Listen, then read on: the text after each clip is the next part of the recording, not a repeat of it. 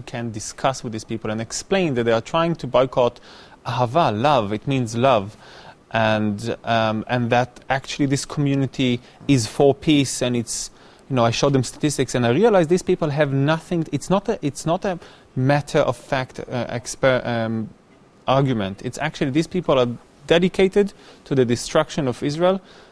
They are dedicated to denying Jews their national rights. And you know that first by looking at their website. I encourage everybody, go and look at their website. Go inside, look at the logo of the Palestinian Solidarity Campaign. You will see that their logo actually depicts the entire state of the entire land of Israel from the river to the sea. That's Palestine for them. And then when they are carrying signs, Free Palestine, they actually mean instead of Israel, not together with Israel. And then you go to their About Us, and you see that they say that they are adamant anti-Zionists. They would never accept Zionism. On the other hand, they would accept any solution the Palestinians would choose for themselves, and I'm quoting the website. So I actually asked that. I spoke to maybe 10 or 15 members of the Palestinian Solidarity Campaign. I said, okay, you're anti-Zionist. Why are you anti-Zionist? And they said, well, we are against any country that promotes a certain religion or a certain nation. I said, fine, okay, so you're also anti-Hamas. Hamas wants a Muslim Palestinian state. I said, oh, well, we don't know. We can't really condemn Hamas. I said, just a second, I'm getting confused here. So maybe you're against the PLO because its constitution, as I've read on the BBC, in Article 1 is that it's going to be a Muslim state. In Article 2, it's going to be an Arab state. So you're probably against that because you're against religion and state. And said, well, not exactly. We're not really against that. So let me understand. You are for a Muslim Arab country, but you're against a Jewish Israeli state, right? Just say it straight. Say I have a problem with a Jewish state. I don't have a problem with nation state. I don't have a problem with religious state. I have a problem with the Jewish state. Just say it outright. And that's when I understood these people have nothing with the Ahava, had nothing actually with even the Palestinian. They are more anti-Jewish than they are pro-Palestinian. The same can be said for the ISM. You go into the BDS, for example, go into their website. They have 150 organizations that support. What, can you say to our viewers what that BDS is the coalition of organizations that calls for the boycott of Israel because of Israel seeming apartheid. They are trying to mimic what the technique would use on then South Africa and equate it to the Israel. We've seen some of it on the clip. And I went into the website. You look at the organizations that support them. You know, half of them are in Gaza, the culture center of Gaza. I just wonder what they really teach in the culture center of Gaza. I don't want to be affiliated with an organization which is affiliated with the culture center in Gaza. All kinds of organizations. You go inside, you look at on the About Us, and it's all very cleverly disguised under very appealing liberal slogans like one man, one vote. Yes, one man, one vote, not in Gaza. So they are promoting the Hamas. Yeah. They are supporting Hamas under the banner of one man, one vote.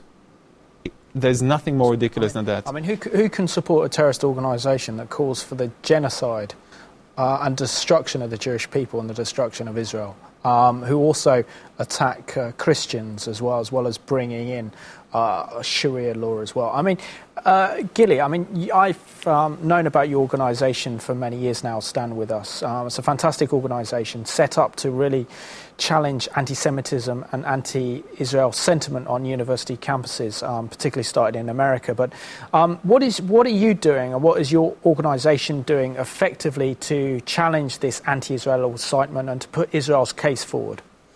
Right, indeed. As you mentioned, Stand With Us was founded in America in 2001 following the brutal stoning of two teenagers in a Jewish community in the West Bank in the same year. Since then, there have been some chapters that opened across the world, and we are the most recent chapter here in the UK. What we do is facilitate a lot of events on campuses, for example, both for our own community and beyond. So our relationship with other communities apart from the Jewish community is extremely important. Indians and so Hindu and Christians and others and Muslims as well. In fact, in mid-May we're launching a series of talks titled Voices from the Middle East, and it will feature Muslim speakers. So I encourage you all to check our website and also write to us. If I can tell the audience that you can contact us or me at uk@standwithus.com and find out more about it. So we facilitate events. We have interesting speakers. I teach myself sometimes. We have different young ambassadors program at synagogues. Soon you will discuss the conference of Engage. And I urge everybody as well, there are a lot of actions that many people can take. And there's a lot of information that you can get from us. Now, each one of you should be careful about what they read and what they see, whether it's online or on TV. And if something looks not right for you, because whether it seems too naive or gullible, write to the editor, write to the BBC, write to the Guardian. Why wasn't the murder of the Fogel family receiving enough coverage? Why was the focus on the expansion of settlements?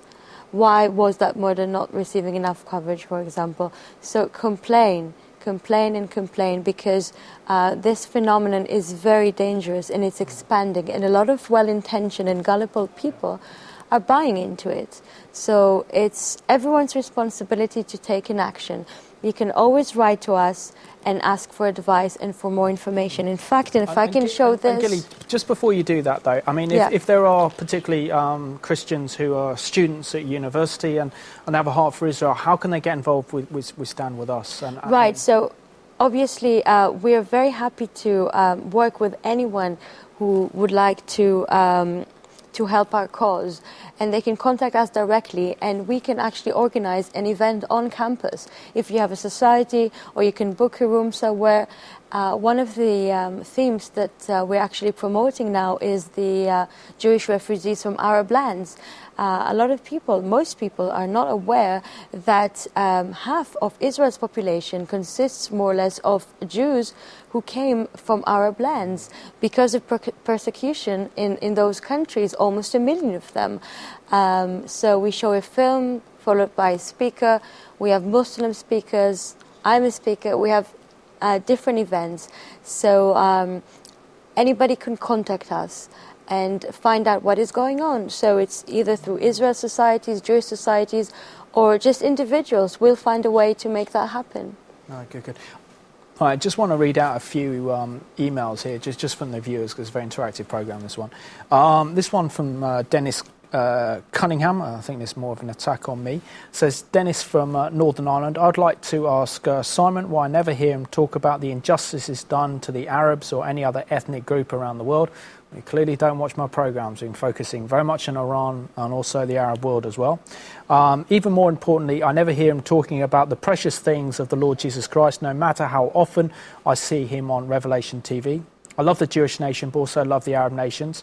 Thank God that salvation comes through the Jews and not through the teachings of Moses, but only through the teachings of Jesus as Messiah, who promised that the Israelites, that he would send him in the future to save them from their sins. Sometimes it seems to me that Simon is a Mossad undercover agent with all his Zionist propaganda.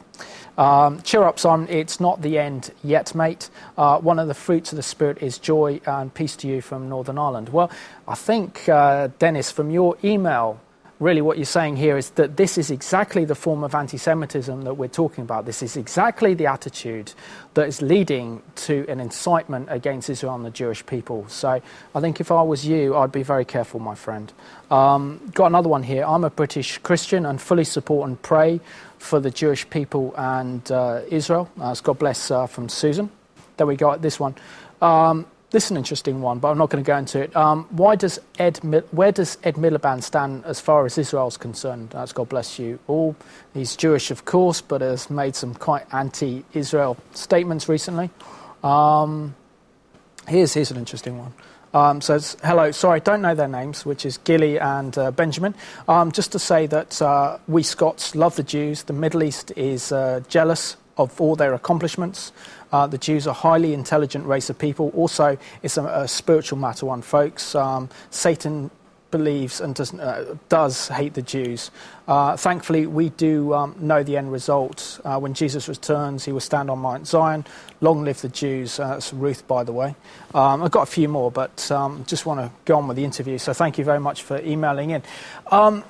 Benjamin, how much does the media play in inciting and creating this anti-Israel sentiment? I mean, we had Gilly there talking earlier about the horrendous killing of the Fogel family and cutting off a little baby's head and slaughtering innocents is horrific.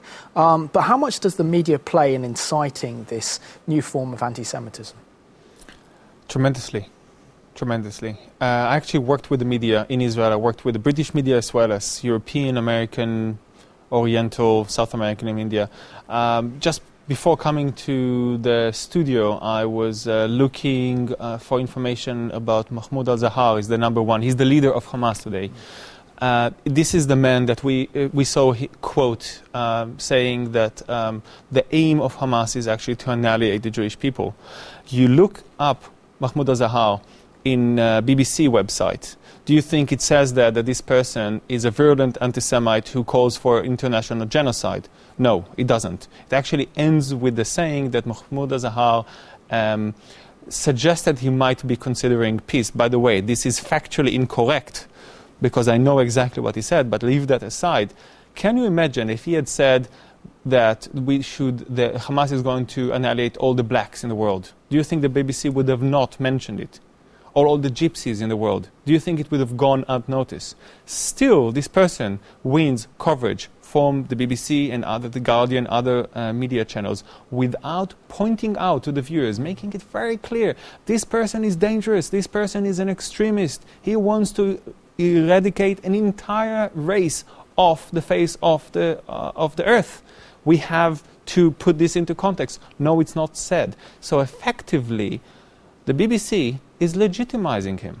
The BBC is legitimizing him, it is legitimizing the Hamas, as it's legitimizing Hezbollah, and therefore making it possible for this new anti-Semitism to flourish and establish itself. The media has a huge role in it. I was giving a talk in Wales for a Christian audience, actually, and showing that clip where Mahmoud al-Zahar is saying that is horrendous words. And the first question I got when I finished my talk and opened it for question and answers is, how come we, an entire room with maybe 50, 60 people, have never seen that before? And I actually asked this question. How come a leader of, in fact, a state can go on TV in front of thousands of people and say, I want to create a second Holocaust. I want to eradicate an entire nation, and you don't hear about it? It's horrific. We're down to